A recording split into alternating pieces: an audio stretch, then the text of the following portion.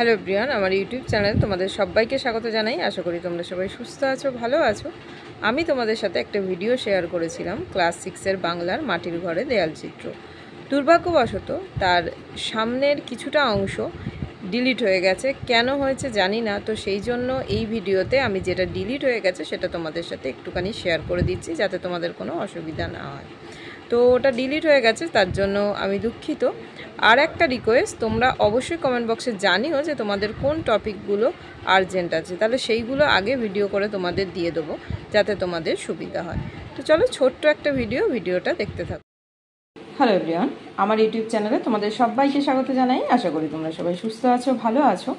Class 6 তোমাদের বাংলার তপন করের লেখা মাটির ঘরে দেয়াল চিত্রের প্রশ্ন উত্তর আজকে আমি আলোচনা করব। ভিডিওটাকে কেউ স্কিপ না করে দেখতে থাকো। এখানে দেখো, এটা পড়ে নিও তোমরা। এখানে দুটো কোশ্চেন আছে, এই কোশ্চেনগুলো আমি আন্ডারলাইন করে দিয়েছি, তোমরা বুঝতে পারছো নিশ্চয়ই, তাও আমি একটুখানি মুখে ডিকটেট করে দিই। দেখো এখানে যেটা লেখা আছে যে লেখক তপন করের লেখা একটি বইয়ের নাম লেখো। লেখক তপন করের লেখা একটি বইয়ের নাম হলো, দেখো এই যে অসামান্য মানভূম। তারপরে আছে পাঠ্য রচনাংশটি কোন বিষয়ের লেখা। পাঠ্য রচনাংশটি মাটির ঘরে দেয়াল চিত্র বিষয় নিয়ে লেখা। আমি আগের দিন পড়িয়ে তোমাদের বুঝিয়ে দিয়েছিলাম, কারোর দেখা না হলে তো চ্যানেলের এই ভিডিওর ডেসক্রিপশানে লিঙ্ক দেওয়া থাকবে, কিংবা প্লেলিস্ট চেক করে নিতে পারো, অথবা চ্যানেলে গিয়ে দেখে নিতে পারো। দেখো এগুলো আমি অপশানগুলো যেগুলো সঠিক টিক দিয়ে নিয়েছি।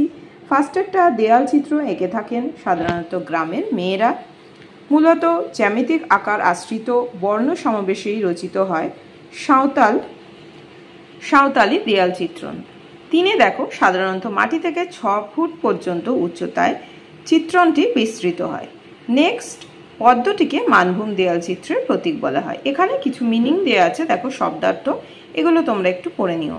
তারপরে আছে পাঠ্য থেকে একই অর্থের শব্দ খুঁজে নিয়ে লেখো। এটা আমি লিখে নিয়েছি, তোমাদের সাথে শেয়ার করছি।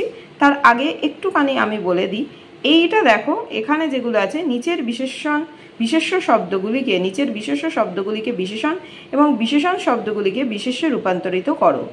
এটা আমি লিখিনি, সেই জন্য এটা আমি আগে একটু মুখে বলে দিই, তারপর সমস্তটা লেখা আছে তোমাদের সাথে আমি শেয়ার করছি। দেখো এখানে আছে ভৌগোলিক। আগেই বলে দিলাম যে নিচের বিশেষ্য শব্দগুলিকে বিশেষণ, ভালো করে খেয়াল করবে, আর বিশেষণ শব্দগুলিকে কিন্তু বিশেষ্য করতে হবে।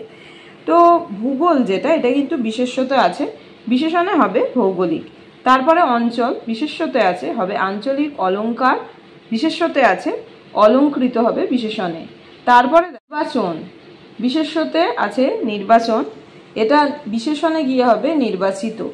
তারপরে দেখো রচিত যেটা আছে সেটা দেখো, রচিতটা আমাদের বিশেষ্যতে গিয়ে হয়ে যাবে রচনা। এই পার্টটা আমি তোমাদের সাথে শেয়ার করলাম, কারণ এইটুকুই আমার ডিলিট হয়ে গিয়েছিল। তো বাদবাকি যেটা আছে সেটা ভিডিওতে গিয়ে তোমরা অবশ্যই চেক করে নিও। মাটির ঘরে দেয়াল চিত্র ভিডিওতে কিন্তু সমস্তটা করে দেওয়া আছে, এটা শুধু ডিলিটের কারণে এই পার্টটা ডিলিট হয়ে গিয়েছিল বলে এখানে আমি আপলোড করলাম। Thanks for watching. সবাই খুব ভালো থেকো, সুস্থ থেকো, সাবধানে থেকো, টাটা।